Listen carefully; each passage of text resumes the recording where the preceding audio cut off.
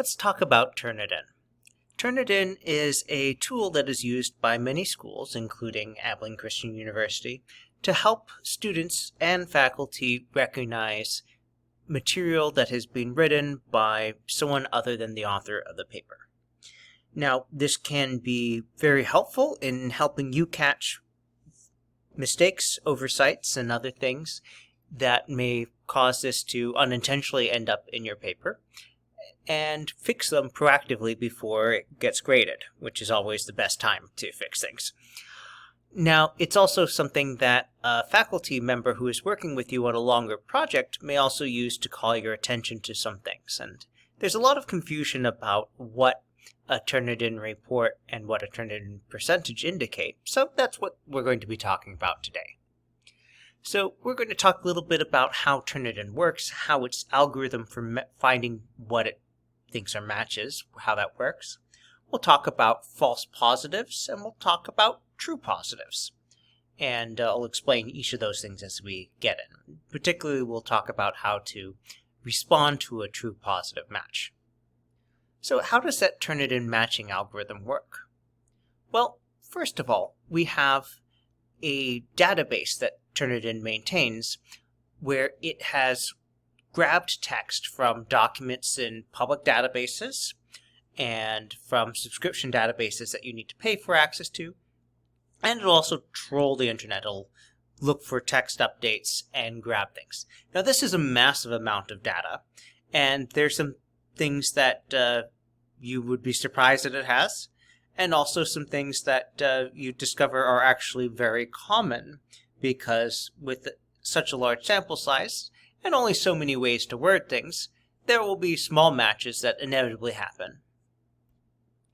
Now, in most course websites using Turnitin, the paper submission or the assignment submission boxes will be set up so that it'll not only check against these things that Turnitin has access to from the internet, but also against its database of student-submitted papers that were submitted at other schools.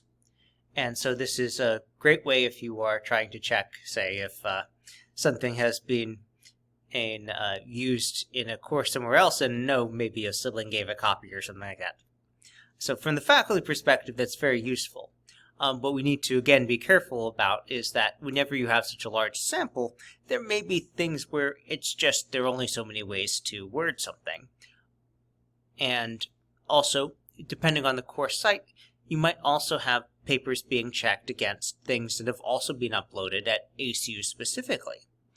And if you're a doctoral student, you may guess where the challenge is there, because if you have material where you've been working on parts of what will become your dissertation, your thesis, your capstone project, or something else of that ilk, something that goes through more than one revision, it might be your own work that is showing up as the match.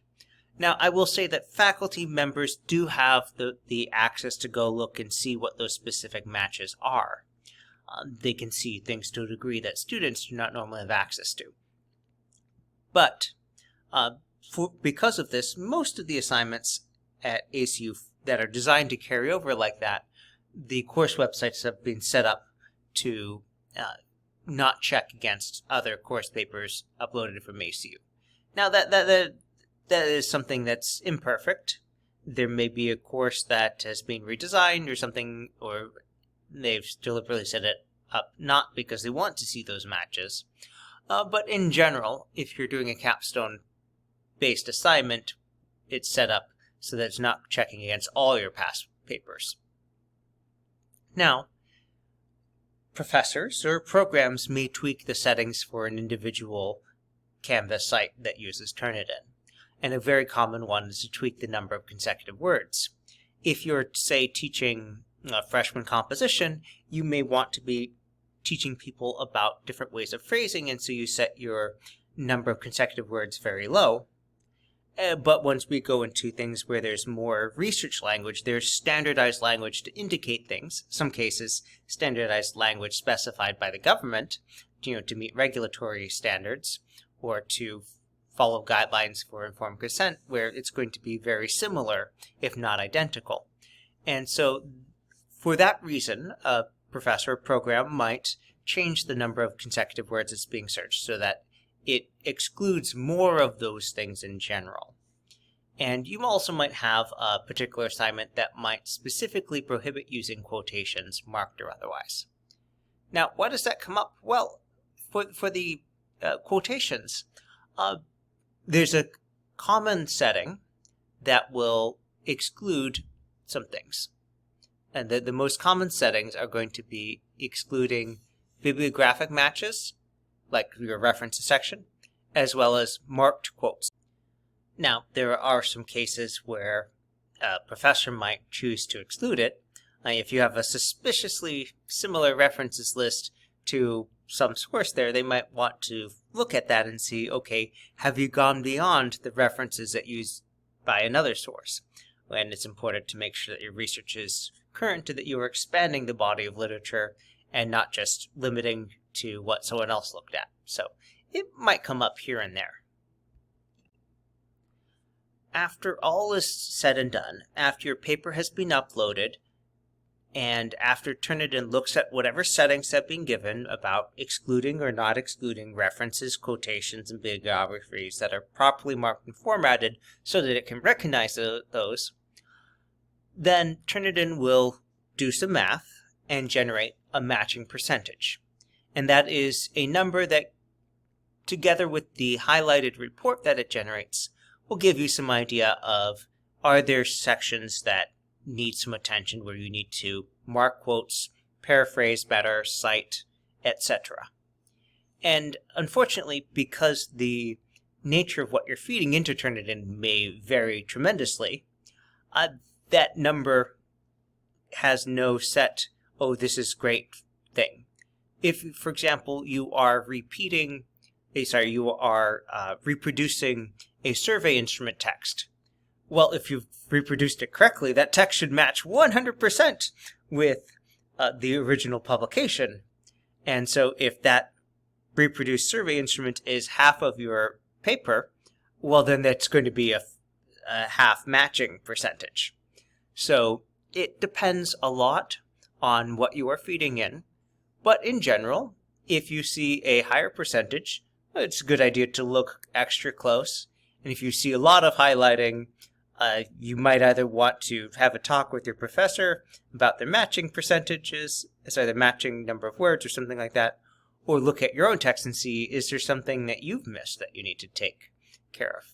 So when you have a high match percentage and a highlighted guide coming out, these can suggest possible areas of concern. But, like I said, this is imperfect. So let's talk about false positives. Now, a false positive is when you have Turnitin recognizing something, but it not actually being problematic. So in this case, this matched text is coming from a DMP project manuscript. It's supposed to have a cover page that is, except for the names of your faculty persons, should be identical. In fact, if you have the same committee makeup, the same chair and other committee members as another student, you'd expect that this page would be 100% identical to that other student's. So the fact that this is matched doesn't mean that there's a problem. And so if you were really working closely with your chair on this, you could actually exclude this source from the match because you say, well, it's an ACU DNP project. It should look like an ACU DNP project, at least for that page. So it's supposed to be identical, and if it shows up as identical, that means you've done something right, hopefully using our template. Same thing with this table of contents here. Yeah, there are a lot of words that usually occur together that are recognized, but that's because this is following the standard structure that is used for a social science is chapter 1 of a dissertation or a thesis.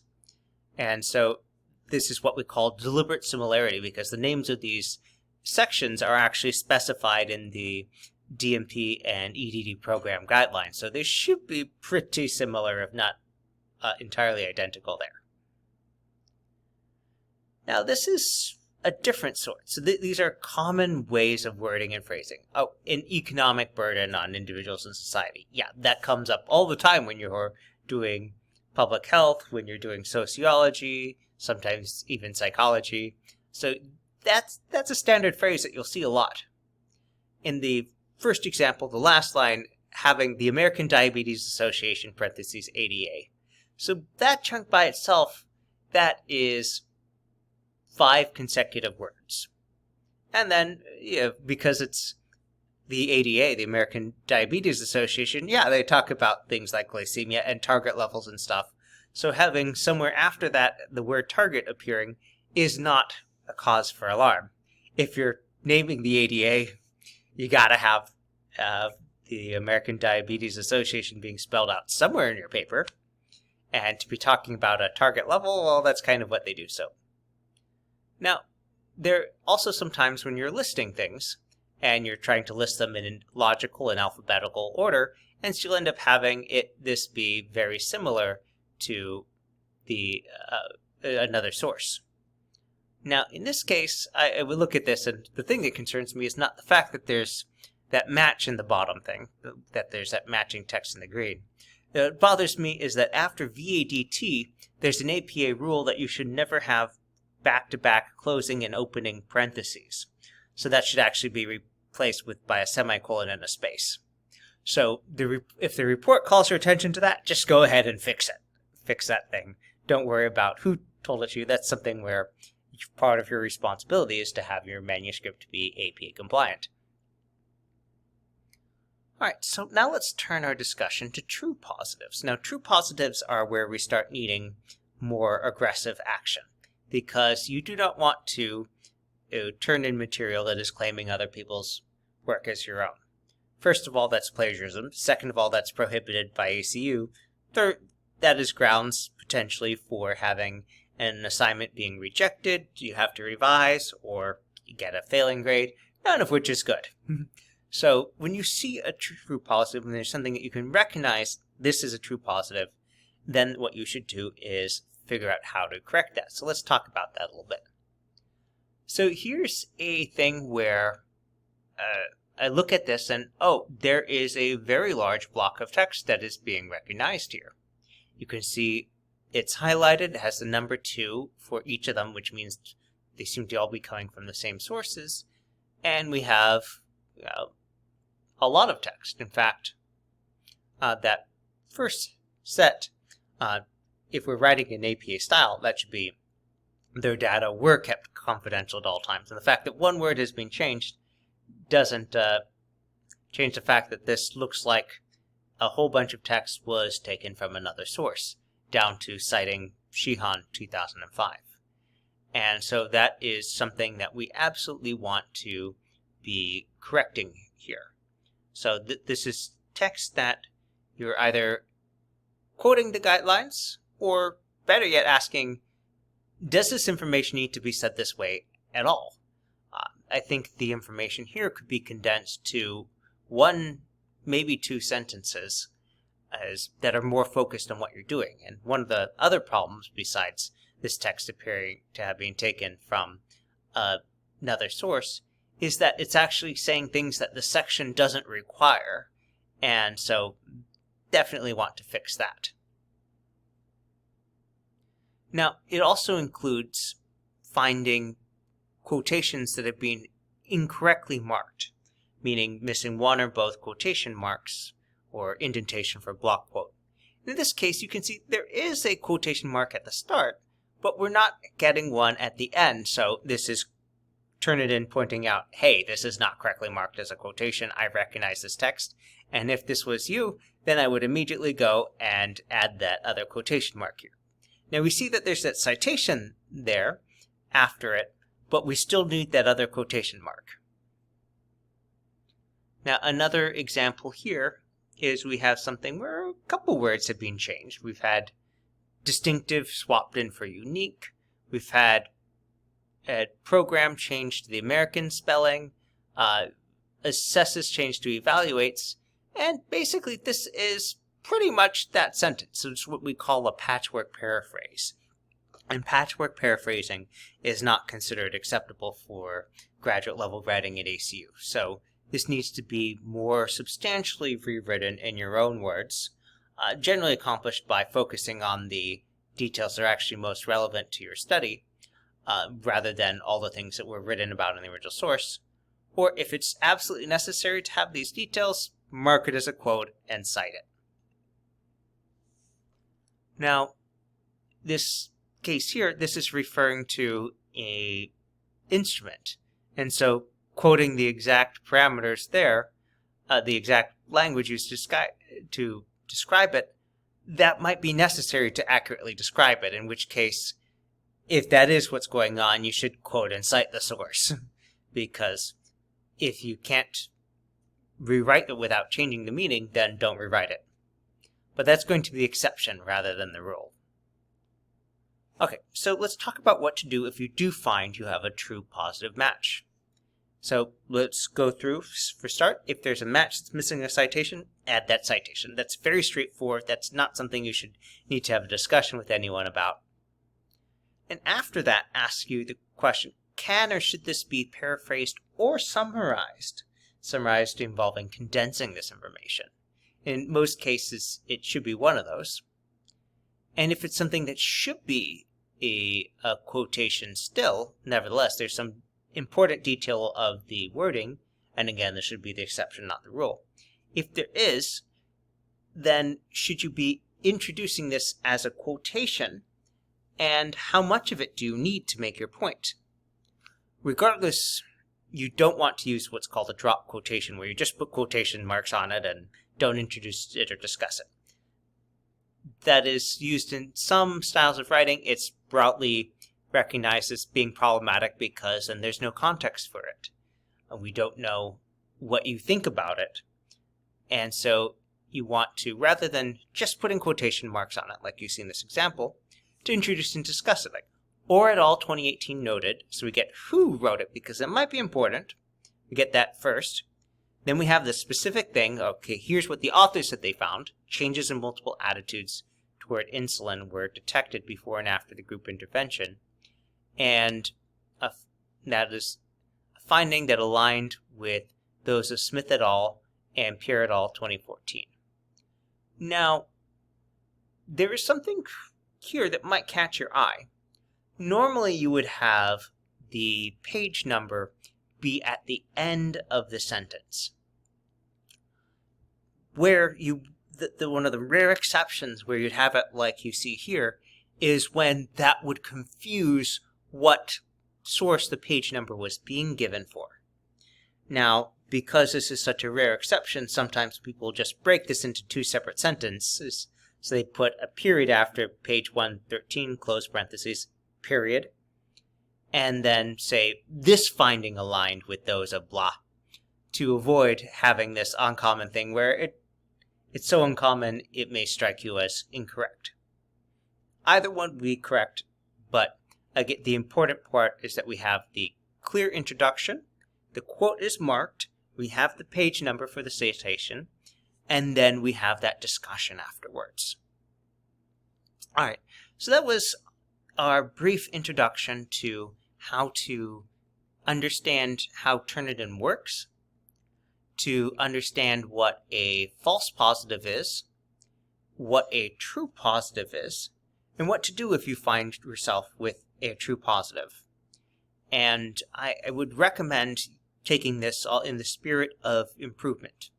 If you have something in your paper that is marked and you look at it and you say, well, I'm not sure, then you should probably be treating it as a true positive. Say, ooh, yeah, that needs some work. That is definitely an unmarked quotation. Then take care of it now and it will cease to be an issue. Whether it's you have a missing quotation mark or quotation marks, like you see here, whether it's because you have some text that even after some rephrasing is sufficiently similar that Turnitin is noticing it, or you have something that really there's no way around quoting it. Either way, you want to have quotations be marked or be rewritten in your own words and acknowledge that the information is coming from that source with a citation. So if you have any questions about that, please feel free to give us an email at onlinewritingcenter@acu.edu. You can go to my.acu.edu to schedule an appointment, or visit us online at blogs.acu.edu/onlinewritingcenter. Have a great day.